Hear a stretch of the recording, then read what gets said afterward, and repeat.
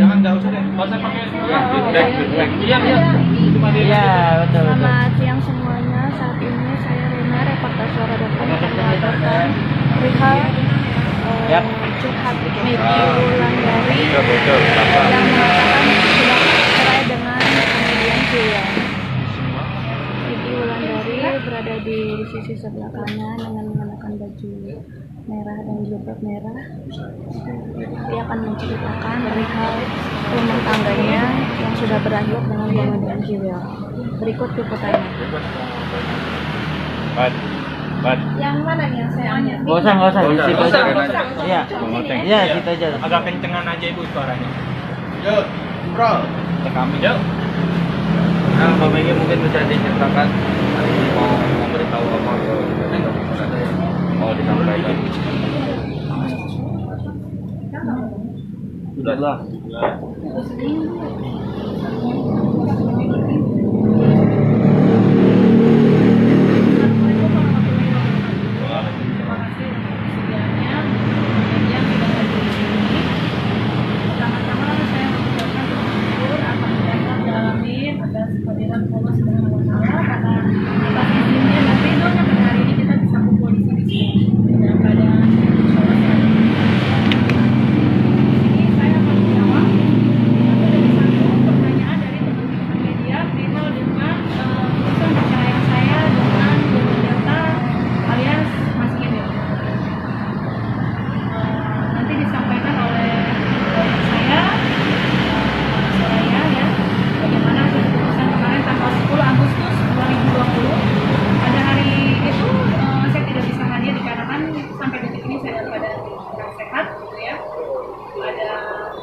Penyakit yang tidak saya bisa prediksi apa yang bisa hanya dokter. Jadi saya sempatkan pada hari ini juga kekuatan tenaga saya ya untuk bisa hadir di sini. Karena memang sakit yang saya alami, saya nggak bisa salah makan sedikit aja. Langsung saya tuh kayak ada serangan, terus kayak pingsan di tempat kalau saya salah makan sedikit aja. Jadi benar-benar saya nggak bisa makan yang mungkin kolesterol atau apa, saya nggak ngerti ya. Yang pasti saya harus dokter harus jalan check up karena memang waktu itu tanggal 10 itu saya nggak bisa hadir. Cuma sebelumnya memang saya berharap agar tanggal 10 itu jadi tanggal yang saling istimewa karena tanggal itu tanggal yang pernah jadi tanggal istimewa buat saya. Itu tepat tanggal yang jadi hari lahirnya papanya saya. Makanya saya tidak hadir itu juga karena saya sakit dan saya nggak berpikir pada saat itu adalah dipermudahnya urusan saya. Ternyata diputuskan sama majelis hakim yang saya hormati bahwa itu adalah tanggal keputusan saya bercerai dengan Mas Kiwil. Jadi yang lebih lengkapnya lagi bisa dijelaskan oleh Mas. Oke, ada yang bertanya atau saya langsung jelaskan? Langsung jelasin aja isi putusannya. Langsung aja putusannya ya. Jadi alhamdulillahirobbilalamin, syukur kehadiran Allah Subhanahu wa taala. Pada hari ini 17 Agustus hari kemerdekaan dan sekaligus hari kemerdekaan juga untuk seorang Megi. Oke, dimana hari ini saya akan mencoba untuk menjelaskan tentang salinan putusan yang sudah dijawab, yang sudah dijabarkan oleh majelis hakim pada tanggal 10. Nah, saat itu memang Mbak Kiwil nggak hadir, Mbak Megi nggak hadir, tetapi akhirnya hari ini saya harus jelaskan juga bahwa isi dari salinan putusan tersebut adalah satu, diterima permohonan Mbak Megi diterima untuk mengajukan perceraian. Jadi alhamdulillah itu diterima. Yang kedua, anak-anak ikut dengan Mbak Megi. Ya, dan itu juga diberikan oleh majelis hakim permohonan kita. Dan untuk nafkah memang akhirnya diserahkan kepada Pak Kiwil ya, karena memang Pak Kiwil sendiri sampai pada hari haknya, hari salinan putusan ini dibunyikan dan memang beliau tidak datang, sehingga tidak bisa menjawab karena setiap permintaan kita kan harus dijawab oleh beliau. Berapa permintaan kita diterima atau tidak, dan itu nggak bisa dijawab.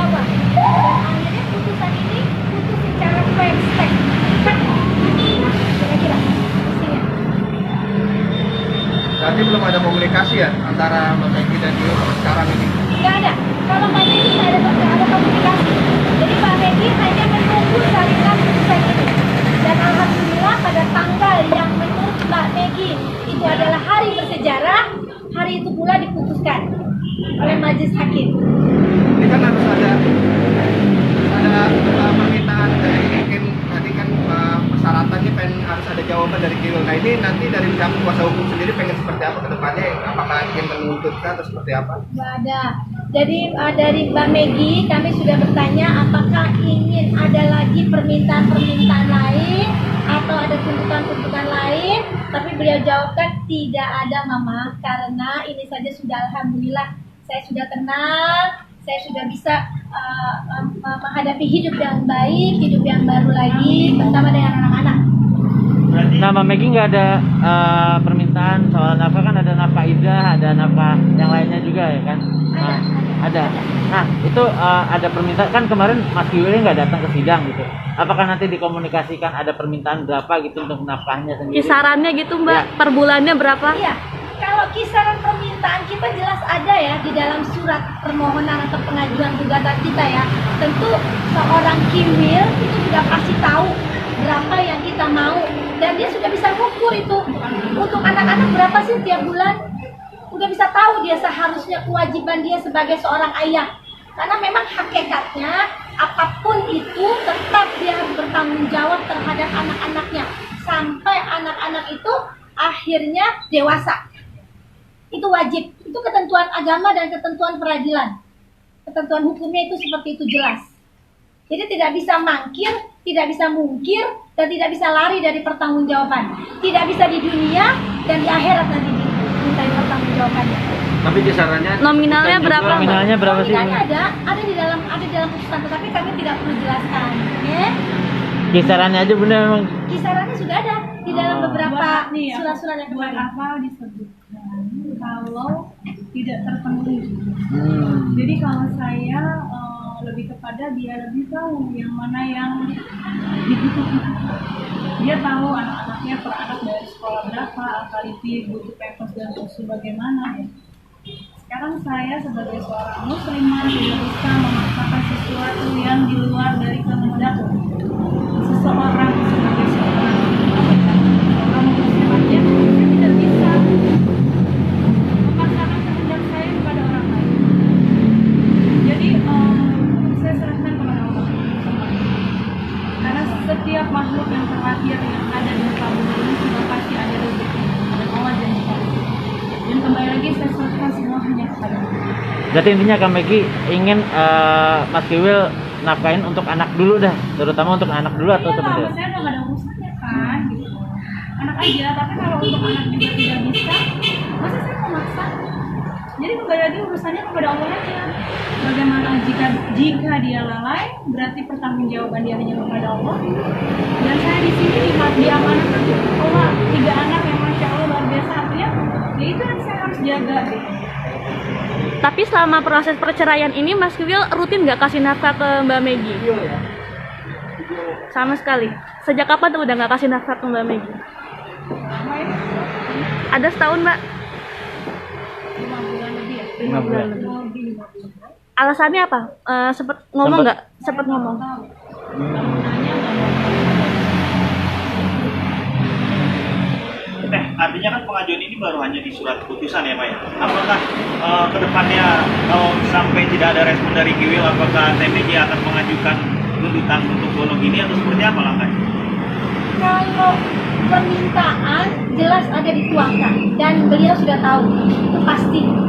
Persoalan gunung ini beliau memang nggak punya apapun yang ditinggalkan, jadi memang semuanya mutlak milik Mbak Megi. Jadi nggak ada yang kita minta, nggak ada yang kita tuntut karena apa, nggak ada apa-apa gitu. Dan ini perjuangan Mbak Megi semuanya.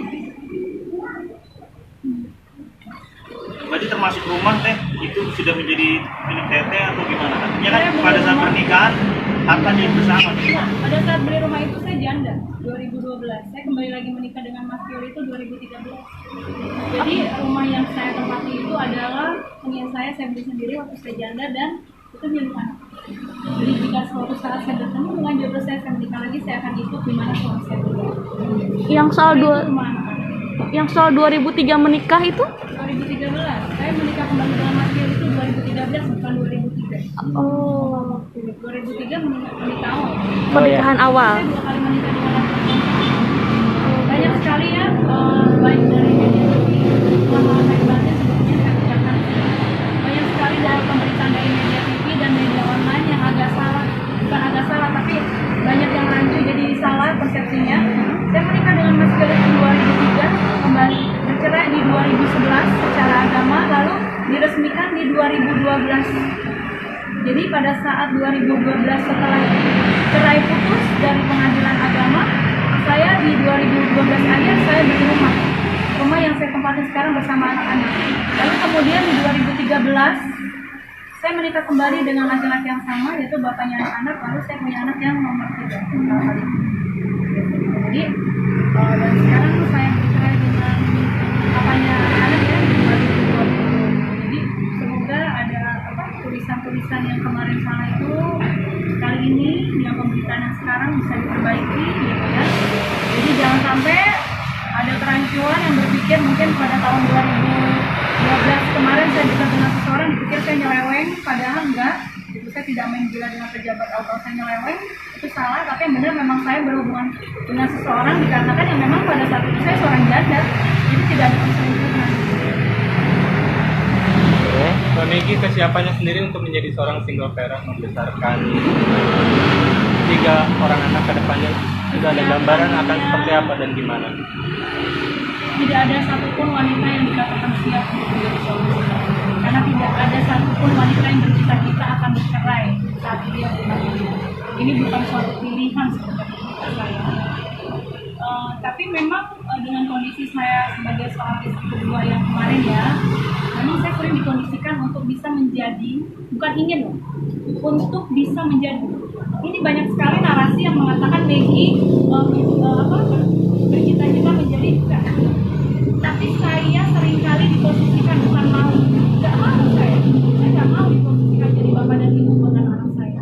Tapi saya seringkali diposisikan menjadi bapak dan ibu untuk anak saya, dan itu adalah konsekuensi yang saya harus terima. Mau saya dimampus-mampusin, mau saya disyukurin, dikatain bilang, or whatever.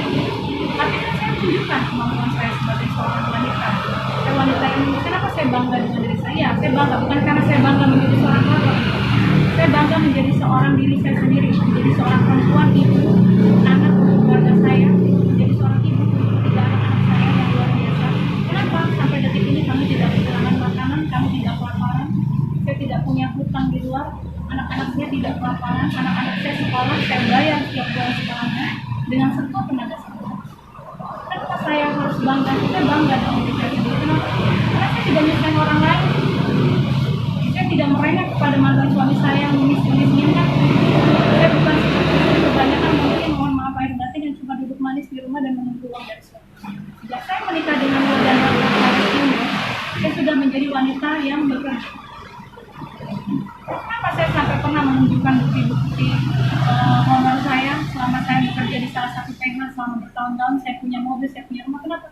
Saya nggak mau terjadi kecemburuan sosial karena keberadaan saya dan anak-anak saya. Itu aja sih. Bukan berarti saya berkoar-koar karena Kiwil nggak punya, terus abis itu Kiwil ditinggalin. Bukan itu. Karena pada saat, kenapa saya bercerai? Karena Bapak Kiwil sendiri yang mengatakan bahwa dia tidak memilih ini dan bahwa pernikahan dengan saya adalah suatu kesalahan besar dalam hidupnya. Kalian bertanya kan selama ini kenapa saya ngambil keputusan untuk bercerai? Karena Bapak Kiwil yang terhormat mengatakan kepada saya dan kepada media, dan itu pernah saya baca gitu, bahwa kesalahan dalam hidup dia adalah menikah lagi dengan saya. Gitu. Untuk apa melanjutkan suatu rumah tangga kalau dia sendiri sudah menyatakan bahwa itu kesalahan dan dia sudah memilih. Jadi saya nggak mau lagi hidup dengan orang yang menyalahkan rumah tangga itu sendiri. Karena saya merasa hidup saya ini berarti. Berapa lama sih manusia hidup? Kita nggak pernah tahu ya. Karena apa? Semua itu takdir Allah. Rezeki, jodoh, maut, semua takdir Allah. Jadi saya nggak tahu sisa usia saya berapa, dan itu yang akan saya jalani sebaik-baiknya. Dan saya akan warnai hidup saya dengan warna yang paling indah. Mbak, tapi Mas Kiwil sendiri sempat bilang katanya dia mencintai Mbak Megi, bahkan misalnya amit-amit kita kayak Mbak Megi meninggal akan saya nikahi jenazahnya kayak gitu, bilang cinta banget sama Mbak Megi. Kalau misalnya Mas Kiwil bilang pernikahan adalah kesalahan terbesarnya, tapi dia bilang sendiri bahwa dia mencintai Mbak Megi. Tanggapannya gimana, Mbak? Kalau udah berlalu ya Mbak, karena saya juga udah mengisi hati saya untuk orang lain. Berarti udah move on, Mbak? Udah ada pengganti? Udah ada pengganti? Dalam proses apa nih sekarang? Dalam proses apa? Saling kenal? Kayak anak-anaknya mas sekarang nggak pacaran gitu segala macamnya. Enggak. Saya klarifikasi ya. Jadi sebenarnya yang tadi sempat Mbak Megi katakan bahwa sudah ada itu sebenarnya bukan sudah ada, tapi lebih kepada atensi saja. Atensi dari seseorang yang dimana beliau itu merasa menganggap Mbak Megi itu perempuan hebat. Dia menyanjung seorang Megi bahwa Mbak Megi ini mampu dan bisa menghidupi anak-anaknya dengan baik dan dengan penuh rasa tanggung jawab. Lebih kepada atensi saja. Jadi itu yang diberikan. Berarti Mbak Megi sebelum putusan cerai terjadi memang sudah membuka hati berarti ya? Mungkin saya pikir bukan membuka hati. Setiap orang memang harus membuka hati ya, harus move on ya, bahasanya gitu ya. Tetapi ada hal-hal memang yang harus betul-betul menjadi satu catatan gitu. Jadi mungkin itu. Tapi setelah perceraian ini Mbak Megi sudah siap mau untuk menikah lagi atau masih ada rasa trauma untuk menikah lagi? Atau seperti apa gimana? Tidak trauma sih. Aku tidak trauma, tapi lebih berhati-hati. Karena mereka berpikir orang-orang yang dekat dengan saya saat ini, yang satu orang atau beberapa orang, mereka berpikir tuh aku tipe yang bukan, dia nggak kenal siapa, dia bilang habis itu drama nggak apa-apa, dia kenal siapa, aku jauh dari kesan itu semua. Aku bukan perempuan drama, aku bukan perempuan sosialita, aku bukan perempuan yang dari arisan satu ke arisan lain, suami, beda banget sama aku, beda banget. Yang pasti Megi adalah perempuan hebat, itu yang pasti. Nanti bukan dari kalangan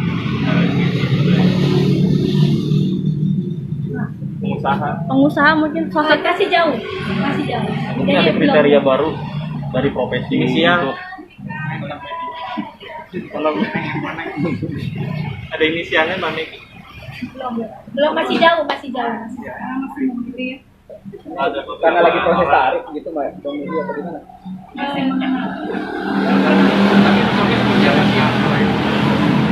Maksudnya yang Mbak Megi lihat mungkin. Masih lagi istri ya. Yang pasti itu ya catatannya. Yang pasti tidak punya istri dan tidak harus jadi yang kedua. Seperti itu catatannya. Sekarang sih sahabat aja ya. Orang besar mungkin komen. pengusaha atau artis? Sebenarnya mereka-mereka ini baik semua ya. Ya silaturahim aja deh intinya gitu. Saya udah jangan lah ya. Mungkin saatnya nanti kalau udah saya tetapkan yang mana gitu. Berarti ada beberapa ya. Iya. Tapi dengan yang ini sudah klik ya Mbak Megi ya. Dengan sosok ini udah klik ya Mbak Megi. Enggak ya gimana sih? Orangnya baik semua sih. Semuanya baik, semuanya perhatian, semuanya selalu mengingatkan untuk kita sholat, beribadah, kesehatan, semuanya baik. Nggak hanya satu dong berarti ya. Megi anak-anak gimana Mbak Megi? Anak-anak sendiri. Mana sih yang pengen suruh mamanya cepet nikah? Berarti anak-anak udah kenal deh? Udah pernah dipertemukan atau gimana?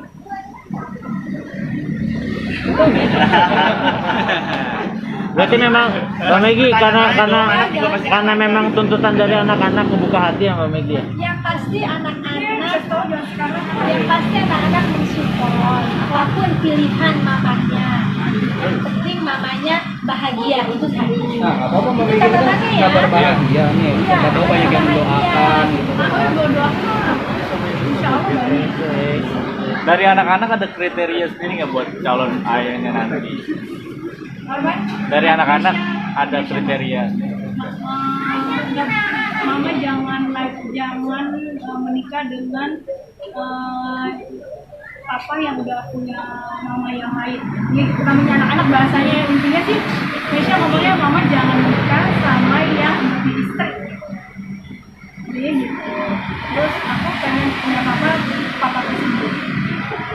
Dia mau Infonya warga negara asing bener kan? Kalau orang jiwanya berpisah nih. Infonya dari warga negara asing bener gak sih calonnya? enggak. Aku suka produk Indonesia. Mbak Megi mah perjaka atau duda kan? Bukan Usianya sama Mbak Megi atau lebih tua atau berapa tahun Mbak Megi? Ya, mungkin sekitar 6, 7, 8. Lebih matang berarti ya Mbak Megi ya? Kenal di mana, Mbak? Di pengajian kah atau dikenalin Atau di gimana? pengadilan pas lagi ngantar berkas kemarin? Semuanya dikenalin. Hakim kali. Saya tipe yang tidak percaya sama laki-laki. Kan udah pernah gagal 2 kali. Jadi dan kapasitas saya nggak mau jatuh kembali sama. Jadi semuanya atas dasar dikenalin. Dan itu bukan saya yang minta, artinya sahabat-sahabat saya agak sedikit memaksa. Saya kayak, ayo dong, apa mau ketemu kamu, ayo dong, sekalian aja cepetan, gitu-gitu. Jadi karena kayak gitu, itu juga males. Jadi akhirnya kita sama satu sama lain. Jadi tuh males tau gitu, maksudnya nggak mau dulu, aku mau memperbaiki dulu. Tapi tidak ada satupun yang bisa terjadi kalau bukan kehendak Allah. Males banget, tapi apa ya, tiba-tiba ya aku jalan kalau udah malas banget, kamu juga malas. Sama ternyata orang ini juga malas, sama akhirnya kita ketawa sendiri. Gue juga malas kalau ini, jadi lucu. Jadi akhirnya kita bersahabat. Jadi aku nganggap dia bang, dia nganggap aku adik, udah. Dan itu mengalir aja, ngobrol, ingetin, ngomongin soal kerjaan, ngomongin soal anak, ngomongin soal apa aja, makanan, ibadah, saling mengingatkan, apa aja. Malah kadang-kadang pembicaraan kita juga larinya kadang ke dakwah.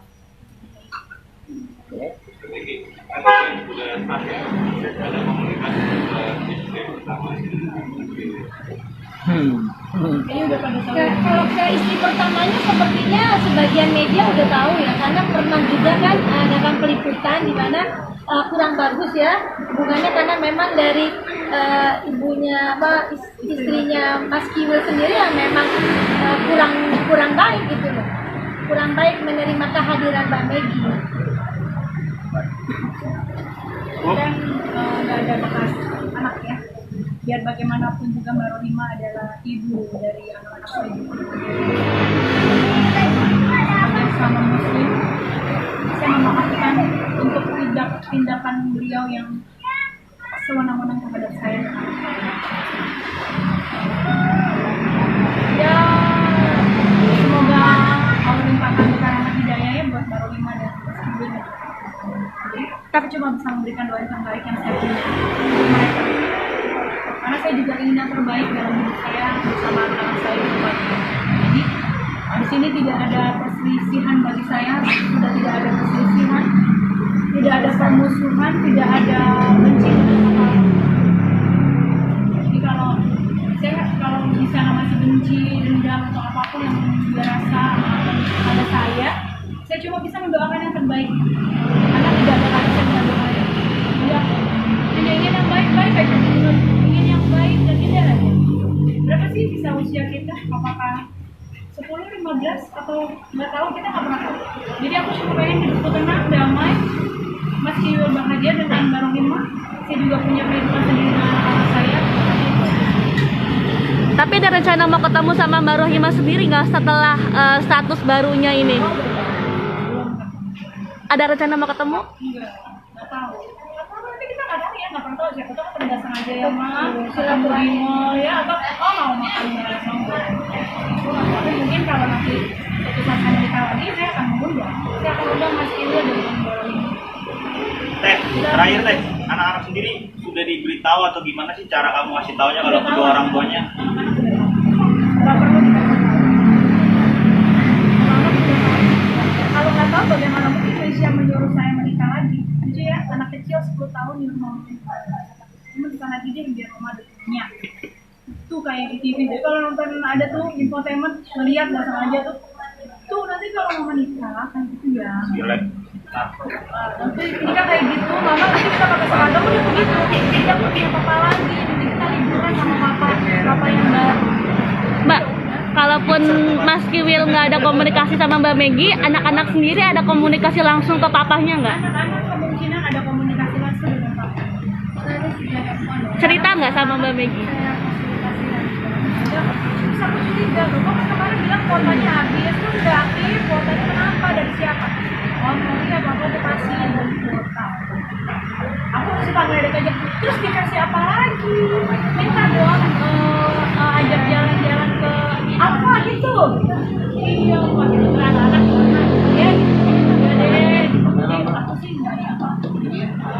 Kadang-kadang untuk yang bisa, aku bilang ingat ya bahwa kamu tidak selesaikan urusan di sekolah. Kalau misalnya enggak juga, paling si kakaknya marahin apa? Ya udah akhirnya aku nggak handle. Alhamdulillah rezeki Allah, ada aja rezeki setiap saat. Yang penting anak-anakku nggak malu gitu ya. Saya nggak ada perbedaan apa. Allah berhasil. Kapan terakhir papanya? Katanya istri pertama tindakan sewenang-wenang itu apa maksudnya? Ngomong nggak tindakan, aku sama Mesya diusir. Kapan kejadiannya Mbak? Kejadiannya itu kejadian udah beberapa minggu sebelum terakhir saya ngasih surat panggilan. Itu datang ke rumah yang di Paris. Ya. Aku diusir aku diusir, jadi aku datang ke situ. Alhamdulillah tujuan aku datang ke situ adalah supaya secara aku di hadapan Allah itu aku sudah menunaikan kewajiban aku menyerahkan secara langsung, karena aku juga nggak yakin gitu dengan kan udah dipanggil udah 2 kali kita sidang, katanya tidak patut itu berarti tidak sah secara hukum kalau surat itu diterima, karena aku nggak merasa itu nggak sambung jadi memperlambat keputusan, makanya aku serahkan sendiri sambil silaturahim. Ternyata Mbak Rina tidak berkenan, malah mungkin masalah 2017. Makanya dulu dia sakit hati dengan keributan yang terjadi di 2017. Padahal maaf yang Mbak Rina, padahal tanggal di 2018 kita udah foto-foto bareng. Itu agak lucu aja ya. Harusnya kan apa pengalaman sebelumnya kita baik-baik aja. Meskipun pada saat kejadian itu ada saksinya orang lain, yaitu sahabat saya namanya Mbak Adri. Itu saya bilang kita datang mau nilai-nilainya sama-sama aja kok. Aku berpikir dengan omongan beliau di media bahwa saya sangat prihatin dengan apa yang dialami Megi dan suami saya. Saya berpikir dia akan mengatakan itu kepada saya, tapi justru dia malah sebaliknya. Jadi dia nggak sesuai dengan apa yang diucapkan di media. Jadi kalau aku bisa bilang itu hanya sebatas kecil. Jadi sayang sekali gitu. Aku berpikir perceraian ini bisa membuat Mbak Rohima jadi sosok wanita soleha yang lebih baik bijak. Ternyata tidak gitu. Menyayangkan sekali karena pada saat itu kejadian itu ada Mesya. Yang seharusnya Mesya tidak mengalami hal seperti itu, dan itu membuat anak seusia Mesya terluka. Itu aja sih. Diusirnya seperti apa Mbak? Diusirnya seperti apa? Di kata-kata kah atau Keluar gimana? dari rumah saya sekarang juga. Kalau tidak saya teriakin kalian sebagai perampok. Ada saya juga duduk doang, bahwa surat itu nggak diterima, ya udah saya pulang. Dan itu sangat aneh banget. Dibilang kita nyerang, dibilang kita memaksa, padahal kita nggak yang maksa, kita nggak berbunyi, kita cuma duduk doang, ngomong baik-baik. Saya memang pada saat itu saya megang handphone karena saya juga sambil berusaha menghubungi Mas Kiwil, mengasih tahu bahwa saya ada nasibnya. Pada saat itu saya rekam semua kata-kata Mbak, sampai pengusiran itu saya rekam semua. Saya udah kasih tahu proyek. Dan itu bisa dikategorikan perbuatan tidak menyenangkan sebenarnya ya. Kalau mau dituntut secara hukum bisa. Cuman kan akhirnya diputuskan tidak melanjutkan persoalan itu. Oke. Oke, cukup ya. Terima kasih Mbak Megi. Surat itu Oh iya. akta ya itu ya, akta cerai ya. Akta cerai. Salinan. Iya, salinan putusannya. Dibuka Mbak. Oke. Itu kayak lagi Masih promo. jelas ya. Ini kayak gimana ya? Kayak promo pengadilan. Kurang dekat? Angkat lagi dia, angkat lagi. Nah, Ke tengah dulu dah, habis itu ke kanan. Kanan. Ya, kanan ke sini tante. Ya, Saya tahan. Megi Wulandari dengan komedian Kiwi yang sudah resmi dicerai pada 10 Agustus 2020 di Pengadilan Agama Cibinong, Jawa Barat. Mbak Megi sebelah sini, Mbak Megi. Ya. Tante kanan lagi boleh nggak? Ya, tahan. Yap. Aman. Itu alhamdulillah cukup ya. Terima kasih Belum.